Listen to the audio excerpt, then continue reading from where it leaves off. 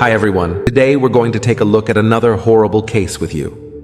In the late 1980s, Mark Winger found himself on a blind date with a co-worker of his brother.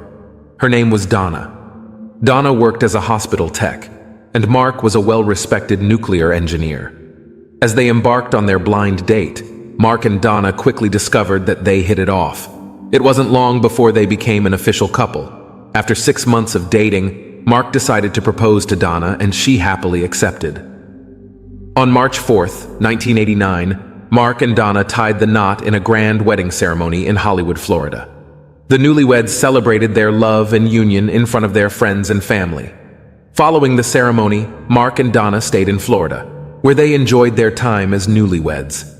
However, after a few years, they decided to move to Springfield, Illinois. In Springfield, Mark and Donna built a new life together. They settled down and focused on their career and family. Donna and Mark were deeply committed to having children and were devastated when they discovered that Donna was unable to have them. Mark's dream of having a big family was shattered, and he found it difficult to accept. However, 6 years into their marriage, things took a surprising turn. In June 1995, while Donna was working in the operating room, a doctor approached her with a life-changing proposition. The doctor informed Donna that he had encountered a teenage mother who wanted to adopt her baby. He said the mother asked if he knew of anyone who would be a suitable candidate for adoption, and without hesitation, the doctor's mind immediately went to Donna and Mark. When Donna went home and shared the doctor's suggestion with Mark, they immediately knew they wanted to adopt the baby. The decision was not made lightly, as they recognized the immense responsibility and challenges that come with adoption. However, their love for children and desire to provide a loving home for a child in need outweighed any hesitations. Donna and Mark brought their newborn baby girl, Bailey, home from the hospital, and from the moment she arrived, Donna and the baby formed a strong bond. It was evident from the beginning that Donna's maternal instincts were in full swing, and she seemed to thrive as a mother. On the other hand, Mark was full of excitement and anticipation as he prepared for his new role as a father. Together, the Winger family appeared picture perfect, resembling an all-American family with their loving and nurturing bond. To support Donna in her new role as a mother, her close friend Deanne Schultz regularly stopped by to offer her assistance. Deanne, whom Donna had befriended while working at the hospital, proved to be an invaluable source of support and guidance. She would often lend a hand in caring for Bailey, allowing Donna to take a much-needed break. In the summer of 1996, Donna and baby Bailey embarked on a journey to Florida to visit Donna's parents. Donna was eager to showcase her daughter and introduce her to her side of the family. To ensure a smooth journey, Donna's parents arranged to have a driver pick her up from the airport after her trip and take her back home. This arrangement was made to allow Donna to fully focus on Bailey and not have to worry about the 2-hour drive. As they embarked on the journey home, the driver began a conversation with Donna. In his confession, the driver revealed that he had been hearing a voice in his head that kept saying bad things. However, more recently, he claimed that the voice was telling him to hurt people by setting up a car bomb. Donna was alarmed by this revelation and found herself questioning the driver's sanity. Furthermore, the driver disclosed that he had a penchant for older women. He also revealed that he would host raunchy parties and invite Donna to join him. These revelations further raised alarm bells for Donna as she became increasingly concerned about the man's intentions. As the drive continued, the driver's behavior became increasingly erratic. He frequently switched lanes and accelerated at unexpected speeds. Throughout the ride home, Donna's mind raced with thoughts of the driver's alarming revelations and unsettling behavior. She couldn't help but wonder if she should trust the man behind the wheel with her and Bailey's safety. The journey home became an even more nerve-wracking experience, with Donna constantly on guard and praying for a safe return home. When Donna got home with Bailey, she was relieved. However, the experience had left her shaken. She called her sister, who offered her reassurance and told her to forget about the traumatic car ride. Despite the reassurance, Donna couldn't shake the feeling of unease. She began receiving strange phone calls, and suspecting that the caller was the driver, Mark called the car company and filed a complaint. As a result, the driver, Roger Harrington, was suspended from his job. Mark had Donna write down what happened, ensuring they had documentation if needed. On August 29, 1996, Mark Winger placed a call to 911, frantically reporting that a man had entered his home and begun assaulting his wife, Donna. In his distressed state, Mark exclaimed that Donna's brains were scattered everywhere. He informed the dispatcher that he had shot the attacker in self-defense. Within minutes, the Springfield Police Department arrived at Donna and Mark Winger's residence. Upon entering through the front door, the officers observed two bodies lying on the floor. Although Donna was still alive, she barely clung to life. She had been brutally struck at least 7 times in the head, causing severe injuries. Beside Donna's body, the officers discovered another man lying motionless. Upon closer examination, they found that the man had a faint pulse and had suffered 2 gunshot wounds to the head. Further investigation revealed that the man's driver's license identified him as Roger Harrington. As Donna and Roger Harrington were taken to the hospital by ambulance, the police arrived at the scene to investigate. Upon examining the area, they discovered a hammer covered in blood and a .45 caliber semi-automatic handgun. Furthermore, on the kitchen table, the police noticed a yellow coffee mug and a pack of cigarettes. Outside the victim's home, the police observed Roger Harrington's car parked in the opposite direction. Inside Roger's vehicle, the police discovered a note which read, "Mark Winger, 4:30 p.m." The letter included Donna and Mark's address. A homicide detective arrived at the scene and met with Mark Winger in the master bedroom of his house. Mark was visibly upset and emotional, continuously asking who the attacker was. While the detective knew that the person responsible was Roger Harrington, he decided to withhold this information for the time being. Mark eventually calmed down enough to tell the detective what had happened. According to Mark, he was working out on his treadmill in the basement when he heard a loud commotion. Concerned, he went to investigate and saw something that seemed off. Mark peered into the master bedroom and discovered that their daughter, Bailey, was lying unattended on the bed. Bailey being alone raised his suspicions as he knew that his wife, Donna, would never leave their child unattended. Continuing his investigation, Mark heard noises coming from the direction of the kitchen. Determined to protect his family, Mark retrieved his gun from the nightstand and walked down the hallway. What he found was a terrifying sight: a strange man attacking Donna with a hammer. The man looked up, made eye contact with Mark, and continued striking Donna with the hammer. Mark, in response, took matters into his own hands and shot the man in self-defense.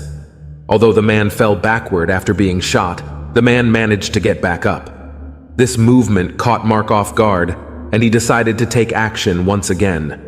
He fired another shot at the man.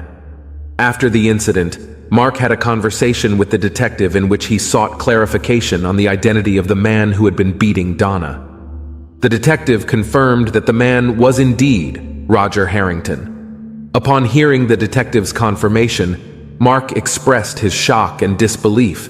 He exclaimed, "Oh my God, that's the man who had been harassing my wife."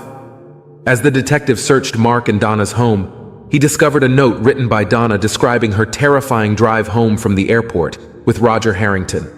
The detective was already familiar with Roger Harrington, who owned a trailer park in the town.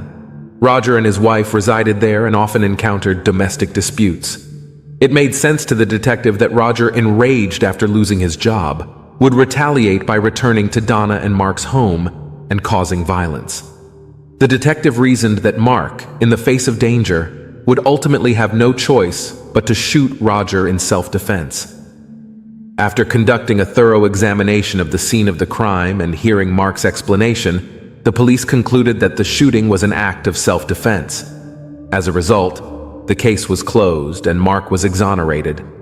After Donna's funeral, her mother and sister stayed behind in Illinois to help take care of her newborn baby, Bailey. During that time, they noticed Mark acting strangely. He was consuming excessive amounts of alcohol and immersing himself in violent and disturbing movies, despite having recently undergone a traumatic event. By December 1995, Donna's family could no longer sustain the demands of traveling back and forth between their homes to assist Mark with caring for the baby. As a result, they proposed to Mark that he hire a nanny. Mark eventually agreed to the idea and hired a woman named Rebecca, who stood out due to her stunning appearance and kind demeanor. Rebecca was a tall, blonde woman who exuded warmth and compassion. She eagerly took on the responsibility of caring for Bailey and promptly began removing all the items the infant required. Donna's family felt reassured by Rebecca's presence, knowing their baby was in good hands. After showing Rebecca the ropes, Donna's family decided to return home, content that Bailey was being well taken care of by Rebecca. Rebecca and baby Bailey formed a strong bond rather quickly. There were nights when Rebecca and Mark would stay up late, drinking wine and engaging in deep conversations. However, there was one issue that arose. Donna's best friend, Deanne Schultz, expressed a strong desire to be a part of Bailey's life. However, Rebecca felt uncomfortable when Deanne seemed to push excessively to be involved in their child's life. Rebecca believed that Deanne was attempting to take over Donna's role. When Rebecca mentioned Deanne's strange behavior to Mark, he explained that Deanne was still grieving the loss of Donna. He said Deanne's actions were driven by a deep sense of loss and a desire to fill the void left behind by her friend's death. Mark believed Deanne's intentions were good, but she was still struggling to come to terms with the tragedy that had unfolded. Mark filed a lawsuit against the BART Transportation Company, alleging that the company was liable for the murder of Donna. The lawsuit was filed under a claim of wrongful death, seeking justice and compensation for the loss of Donna. In January 1996, Mark contacted the detective working on Donna's case and asked about its status. Mark specifically inquired about the possibility of retrieving his gun, which he had recently surrendered to the authorities. However, sensing something off about Mark, the detective felt uneasy during their conversation. There were certain aspects of the crime scene that raised doubts in the detective's mind about the true nature of events that led to Donna's death. Mark and Rebecca's relationship took a romantic turn, and they began dating. When Mark met Rebecca's brother, he decided to share a story about a tragic incident involving the murder of his wife, Donna. However, as Mark relayed the story, Rebecca's brother became uncomfortable. Mark's account of the murder seemed to focus more on his abilities and achievements rather than the tragic loss of Donna. Instead of conveying a sense of sorrow and empathy, Mark boasted about his heroic actions and how he saved the day with his gun. Rebecca's brother thought this strange, as it was not the appropriate time to boast about ego and achievements while discussing such a horrific event. It seemed to Rebecca's brother that Mark was primarily interested in promoting himself and capitalizing on Donna's death, rather than honoring her memory and reflecting on the impact of the tragedy. Shortly after Rebecca and Mark started dating, Rebecca discovered she was pregnant. This news was met with joy and excitement from both Rebecca and Mark, as they were thrilled to welcome another baby into the world. Mark was determined to show Rebecca how serious he was about their relationship and marriage, and he decided to take action. Mark, who was Jewish, knew that this decision would significantly impact both their lives. However, he decided it was important to convert to Christianity to demonstrate his commitment to Rebecca and their future family. Mark believed that embracing a new religion would show his willingness to make sacrifices for their relationship. 14 months after Donna's murder, Rebecca and Mark decided to elope in Hawaii. They decided to keep the news a secret, not wanting to burden their loved ones with the additional stress of a wedding so soon after the tragic death of Donna. This decision hurt Donna's family deeply, as they couldn't believe that Mark could have replaced Donna so quickly. In December 1996, Mark sold his and Donna's house and built a new home for himself and Rebecca in the country. They purchased a piece of land with a pond in the backyard, which became a special place for the family to play and enjoy time together. Mark would often go fishing in the pond while the rest of the family enjoyed spending time together. Over the years, Mark and Rebecca went on to expand their family, welcoming 3 children together. However, as time went on, the couple started to pull away from Donna's family. This separation was difficult for Donna's mother and sisters. On one occasion, Donna's parents decided to visit Mark in their new home. While they were visiting, they wanted to present Bailey with a necklace that had belonged to Donna. They put the necklace around Bailey's neck. However, Mark denied the request, insisting they remove the necklace from the baby. This incident further strained the relationship between the families. In their attempts to reconcile, Donna's parents reached out to Mark in a letter, expressing their concerns and desire for reunification. However, Mark responded with a letter stating that Bailey could no longer refer to Donna's mother as grandma. Despite the strained relationship, Donna's family continued to show their love for Bailey by sending her a card every year for her birthday. Deanne Schultz, Donna's best friend, revealed to the police in February 1999 a secret she had been keeping. She confessed that she had been having an affair with her close friend Donna's husband, Mark, prior to Donna's murder. According to Deanne, Mark had made incriminating statements indicating that it would be more convenient for both of them if Donna were to pass away. However, Deanne rejected participating in Mark's plan, stating that she refused to have anything to do with a murder. On the day of Donna's murder, Mark contacted Deanne and asked, "Would you still love me when I have done something wrong?" Deanne replied, "Yes, I would." After Donna was murdered, Deanne and Mark continued their affair for about 6 months after Donna's death. However, they eventually broke up when Mark started dating Rebecca. After the murder and the life changes that occurred, Deanne experienced a difficult time. She attempted to take her own life on several occasions, struggling to cope with the aftermath of what had happened. Her life was turned upside down, and she struggled with the weight of her secret and Donna's murder. The detective was reviewing the evidence in Donna's murder case, as he had suspicions about Mark. However, he could not locate the box containing evidence related to Donna's case. The detective eventually discovered that the evidence had been released to Mark's attorney as part of a civil lawsuit against BART Transportation for wrongful death. When the detective finally obtained the evidence, he noticed several suspicious things.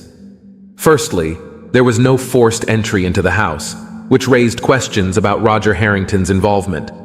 Why was a yellow coffee mug belonging to Roger found in Donna's home? If Roger intended to kill Donna, why would he bring that inside? Additionally, Roger's cigarettes were on the kitchen table, raising questions about why he would bring those into her home. Furthermore, the detective observed that the items found in Roger's car could be potential weapons. He had items such as a tire iron wrapped in tape and a knife, which could have been used to harm Donna and Mark. However, if Roger had intended to commit murder, it raises questions as to why he would choose to enter the home and use a hammer that was on the kitchen table, instead of utilizing the weapons he had in his car. After Donna's murder, Roger's family insisted that Roger was not a troublemaker and that he was a good person. The detective began to explore the possibility that Mark had the motive to eliminate Donna, and when Donna came home with the story of the erratic car service driver, Mark saw an opportunity. Evidence gathered in the case included 3 Polaroid pictures. One of the initial officers who arrived at the scene had a camera in his possession. He took photos of the scene that depicted the positions of Donna and Roger's bodies before they were taken to the hospital. The detective was unaware that these pictures existed. The positions of Donna and Roger's bodies in the photos did not align with Mark's versions of events. Mark claimed that he shot Roger, and the latter fell back with his feet remaining near Donna's head. However, the photo showed Roger's head in the same position as Donna. This discrepancy raised suspicions and cast doubt on Mark's version of events. In September 1999, a detective approached Donna's mother and informed her of their suspicions that Mark was responsible for her daughter's murder. Donna's mother was taken aback, as she found it hard to believe that Mark could have done such a thing. However, the news brought relief to Roger's family, as they were hopeful that the detectives would work diligently to clear Roger's name. A friend of Roger's approached the police in 1991 when Donna was murdered, and then again in 1999, with information that could exonerate him. According to this friend, she was with Roger when someone called him, prompting Roger to jot down Donna and Mark's address. This piece of information led the police to believe that Roger may not have been the killer, but rather someone lured to his death. The detective began to entertain the notion that Roger may not have been directly involved in the murder, but rather someone who was deceived and manipulated by another party, most likely Mark Winger. On August 23, 2001, As the investigation into Donna's murder continued, the police conducted surveillance on Mark and Rebecca's home. However, Mark became suspicious and confronted the officers. He told them to leave him and his family alone and to stop following him. Meanwhile, as the police surveilled Mark's home, a grand jury meeting was deliberating. Little did he know that his fate would soon be sealed. A short while later, the grand jury indicted Mark for the murder of Roger and Donna. This indictment meant a formal charge against him, and a warrant was issued for his arrest. The police received word that Mark was at work and promptly made their way to the location. They called out Mark's name as they arrived, and he emerged from the building with his hands up. Mark realized that he had been caught and surrendered to the authorities. During this entire ordeal, Rebecca stood by her husband, Mark. She believed in his innocence and was determined to support him through this difficult time. Being 6 years old, Bailey, their daughter, witnessed the events as they unfolded. However, as time went on, Rebecca's support for her husband waned as she began to see the truth. Mark's trial began in May 2002. The state sought to prove Roger Harrington went to the Winger home for a meeting and not to commit murder. His attorney argued that Roger had a mental illness and had exhibited erratic behavior, raising doubts about his mental state and the possibility of committing murder. However, the state believed that Mark had lured Roger to the house for a meeting to address the issue. It was alleged that Roger willingly entered Mark's home, which explained why there was no forced entry. During the meeting, Mark fatally shot Roger in the head while Donna, with their baby, was in the bedroom. Donna heard the gunshot and ran out of the room, leaving her baby on the bed. When she came out, Mark started beating her with a hammer. When Mark thought Donna and Roger were dead, he called 911. During the call, Roger Harrington can be heard moaning in the background. Mark then informed the dispatcher that their baby was crying, and he had to go, promising to call them right back. However, no baby can be heard at the back end of the call.